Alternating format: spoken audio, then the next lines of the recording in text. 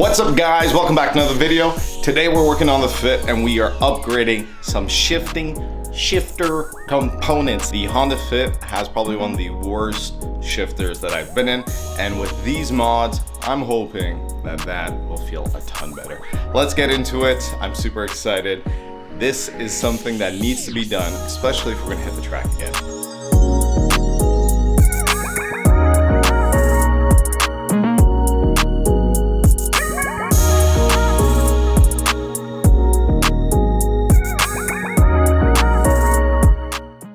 These are going to be some solid modifications to the fit. This is all dress up stuff. So we got some charms, which is going to be absolutely awesome. We have some base bushings, which is highly needed. I feel like I have a lot of play in those rubber bushings. And we have the shifter linkage bushings, which I think are actually going to make a huge upgrade because of how worn and beat the fit ones are. And then we have the holy grail Esco insulated shift knob. I think this is going to look absolutely great in the fit. Well, the first thing we are going to tackle are going to be, if you guys can see, let's brighten that up a bit, are going to be the shifter bushings. I'm going to take this janky intake off. I might remove the battery out of the way to give me a little more space. And then you can see that there's one there and the second one is behind there. A little tough to see. Once we remove this, it'll give us more area to work on. Don't ask what this intake is. I have no idea. It came with the car previously. Like I said, this is a temporary because this motor is going to get case swapped in the next month or so. So super hyped about that.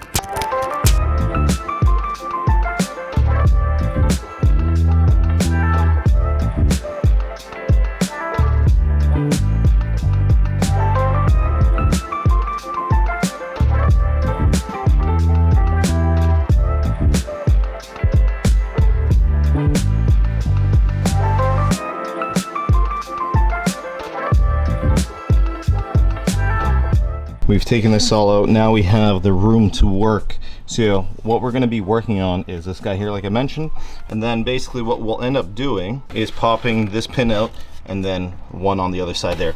It's going to be very hard to record back there, but I'll do the best of my ability to explain how to do this. I was going to take out the C-clips holding shifter cables in, but after messing around here, it looks like I do have enough room to get to it. So as you see, we've taken I've taken out the washer, the pin, and now I'm going to get a screwdriver and just pry that guy out.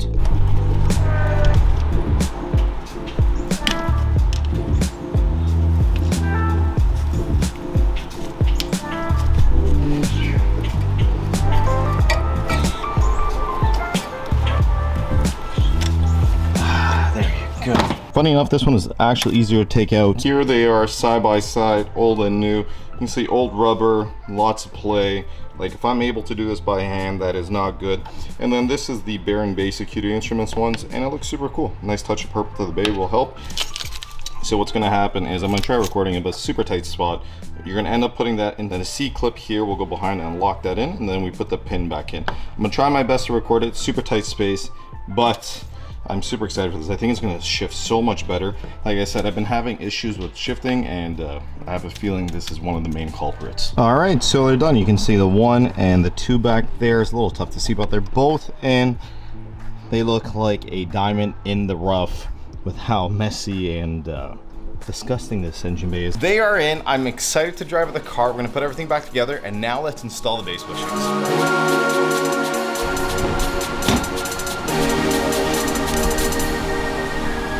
This is going to be easier than doing the shifter cable bushings, I'll tell you that much. So I'm going to show what you guys need. Very simple tools to do this, and let's get into it.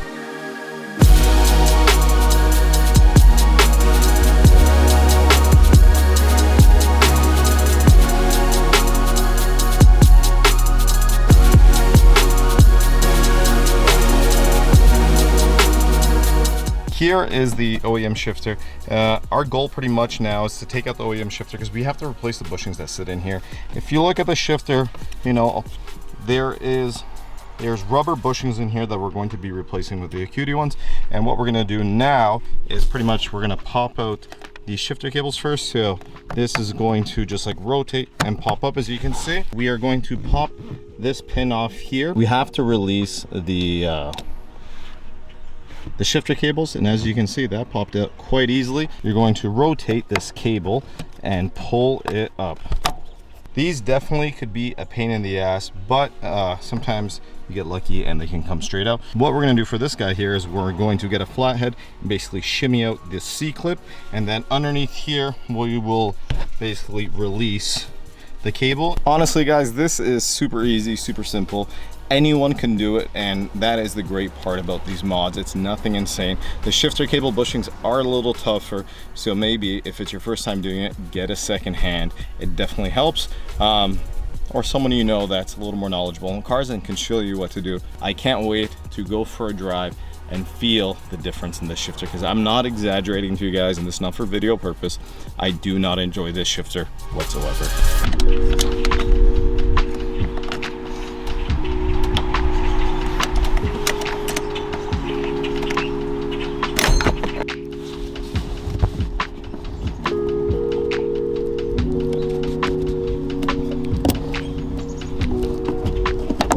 Now let's take off the main mounting bolts here. You're going to have 4. Sometimes they will look like this because these bolts actually go through the body and go outside, to my knowledge, and they may be a little rusty, so be careful, don't snap them. So here is our nasty old shifter, and what we're going to do is replace these rubber bushings. The best way to do it is to pop out the pin there. Just get like a hammer or a flathead and bang it out. And what we're going to do is replace it with the Acuity instruments, so it's going to sandwich it, and we're going to use new Allen key bolts. The good thing about this is a 606 1 T6 aluminum, and what that's going to do is eliminate some of the sponginess that the OEM rubber basically does when you shift. So we're hoping that we're going to have precise shifts, because we need to shift very precisely when we hit that track. I'm just grabbing a 10 mil socket, holding this down, putting it over the edge, and we're working that pin down. Let's see if we can pop it out from this side. Beautiful. We're going to do that to every single one of them.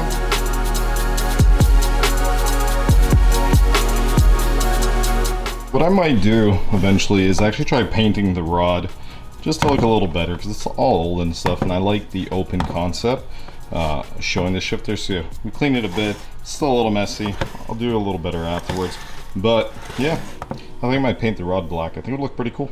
So what we're gonna do now is basically you're gonna have a top and a bottom. So you're gonna put the bottom in underneath, and then you're going to put the top over it, and then what happens is this basically bolts down into the car. So yeah, let's get to the car and do it. It's pretty simple stuff.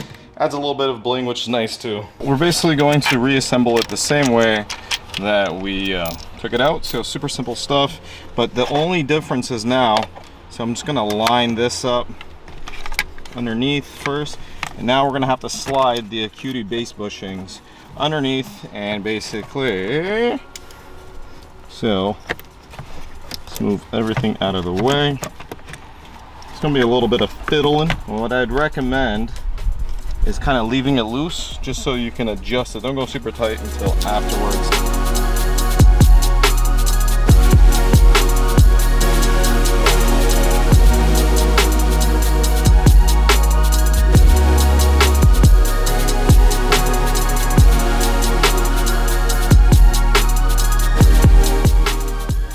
We are going with a shift knob with a shift knob charm. So I got one for the BRZ, one for the Honda Fit. I don't know which one I should put in the Honda Fit. I might just do the double cup, because I think the white will go with the shift knob, and then the purple will look nice in the BRZ with the Japanese writing. So yeah, let's see how this works, and this is super cool. I like customizing your car with like a little bit of bling like this. This is something cool. These are shift knob charms and I'm all about stuff like this. This is dope. All right, so we're gonna put the lock nut on first. This goes like this maybe, or maybe it goes the opposite way, I think, because there's writing there. Look at that, super, super dope. So we're gonna lift the arm and then just hang it. Just hang it. I think that's it. I think I'm a genius and I figured it out. And now we're gonna do the white shift knob. And if you guys are wondering, yes, I am going to put the console back afterwards. I just wanna make sure everything is good. And the lock nut's going to be a 17.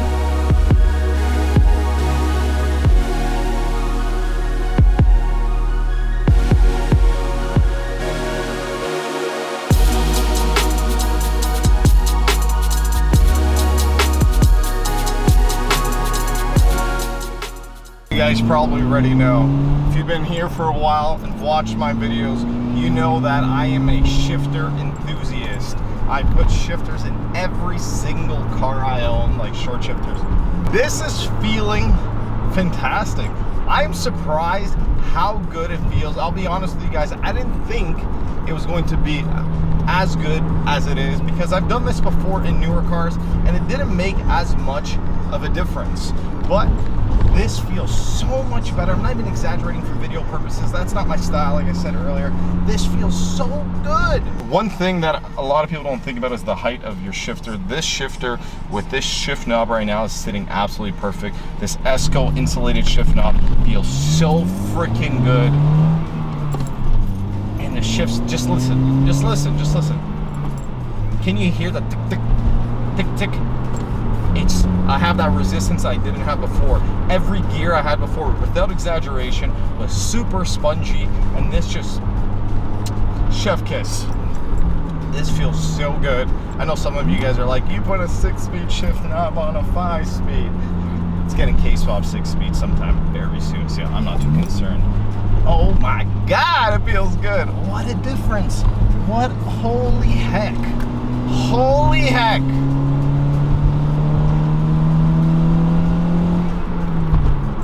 Just so much more precise. There's less play between the gears too. When I was going first to second, it was absolutely horrible. I'm actually super excited to drive this on the track now. Like, listen to those downshifts. Now just listen to the shift. You hear that clunk, that thump? That's just, I like that. You know what that does? That gives me the confidence that I know it's in gear. I know I feel it, but the sound just solidifies it. I like that resistance at the wall when you're about to put in gear and you can feel that wall where it's kind of going in and it just clicks in. I like that. It's not just like sloppy going through gear, right? If you guys know what I mean. What we're gonna do is, I might run out of gas as we speak, so I'm gonna fill up gas real quick. We'll do a few watt pulls and see how it is. Whatnot. Let's turn in.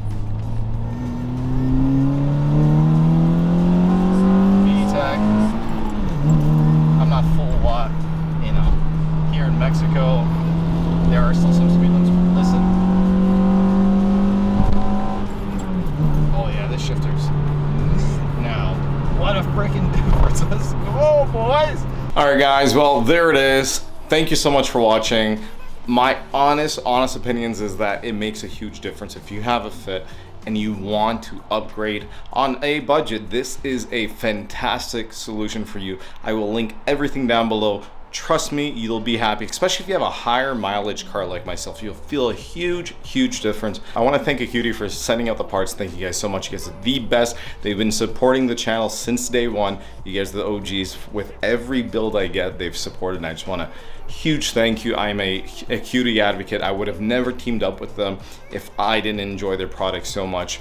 At Garage 16, I am an Acuity advocate. Also, I always push their products because they take their time and effort into actually developing a product that works. They don't just pump up products that are shitty. So that's why I really enjoy working with them. If you guys like this video, make sure you like, comment, and subscribe. Make sure you comment and like. It helps with the algorithm. YouTube's been a hit or miss type of thing lately, and all it takes is for you guys to hit like and maybe comment. And if you are new, consider subscribing for Honda Fit content. I will be K-swapping the Fit, and I have a 22B or Z. So peace out. Do it once, do it right. Like, comment, subscribe, and later. Woo.